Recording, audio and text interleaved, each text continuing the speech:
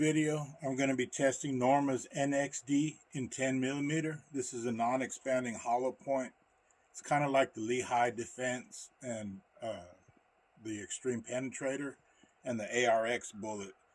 It's a round nose profile. It has some flutes cut into it for fluid transfer. Kind of like when you put your thumb over a garden hose, it forces the fluids under high pressure out to the sides. This is a 93 grain bullet that has a listed velocity of 748 feet per second and an advertised 630 foot-pounds of energy. We're going to be testing it out of a Glock G29. It's the short barrel one, so we're going to see what we get velocity-wise, but should be up there.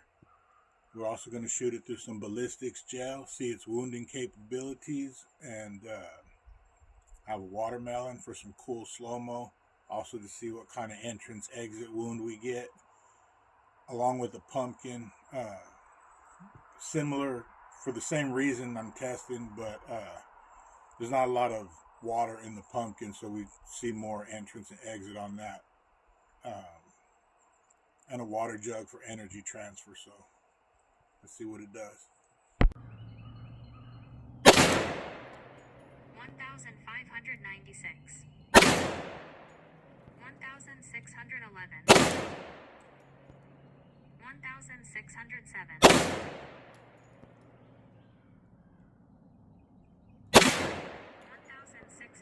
1,621. 1,615.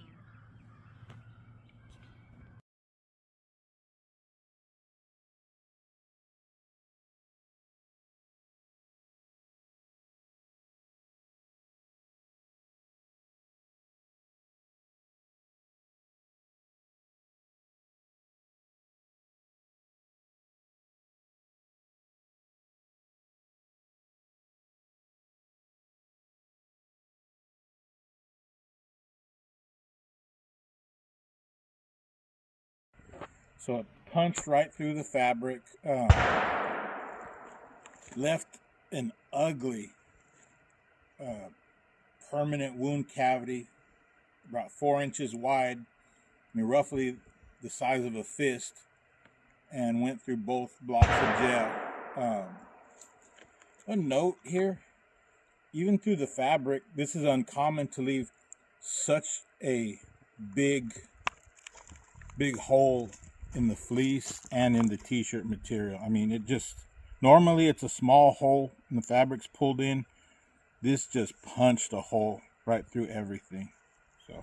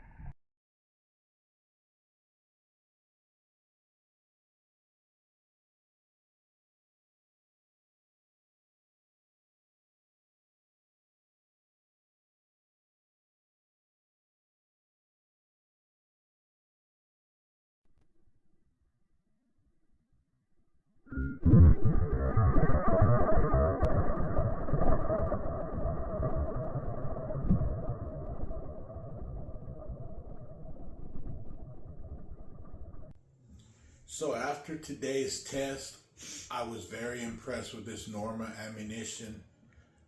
Box had a listed velocity of 1,748 feet per second.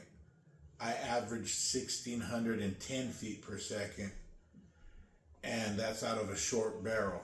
So I was figuring I was going to lose 70 feet per second on average, which only brought, if you take that into account, only brings the difference in the listed velocity and the velocity I would have gotten to 68 feet per second, which is negligible.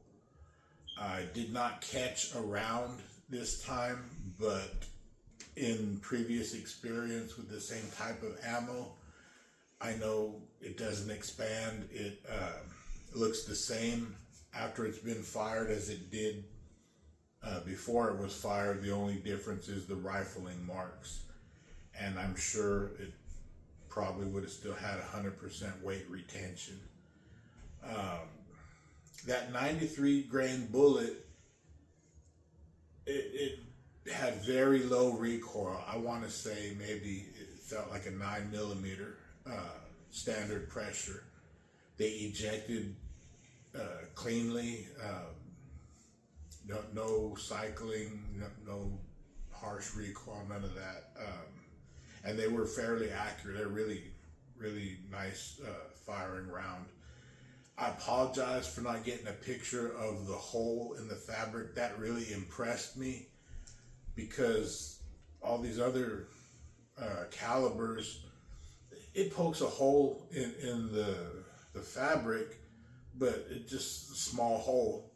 This actually looked like use a hole puncher or something and punched a hole in the paper, and it was like the size of a nickel, bigger than the round, and it was a little triangular in shape. I know there's 3 different cutouts in the bullet, and I don't know how that worked out, but it punched a clean hole through the fleece and the t-shirt material, and I found that really impressive, along with the energy dump I got in the ballistics gel.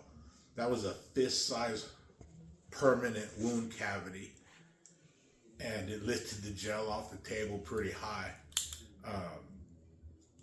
It didn't transfer that much energy into the watermelon. I don't know if it was linear, it just carried through, or once the watermelon cracked, it was released. It still tore up the watermelon and the ballistics gel. So it's really good stuff from Norma. I am going to be testing this in the 38 and the 9mm and probably the 40 if I can get my hands on them. So hopefully you'll look forward to viewing those also. Thank you.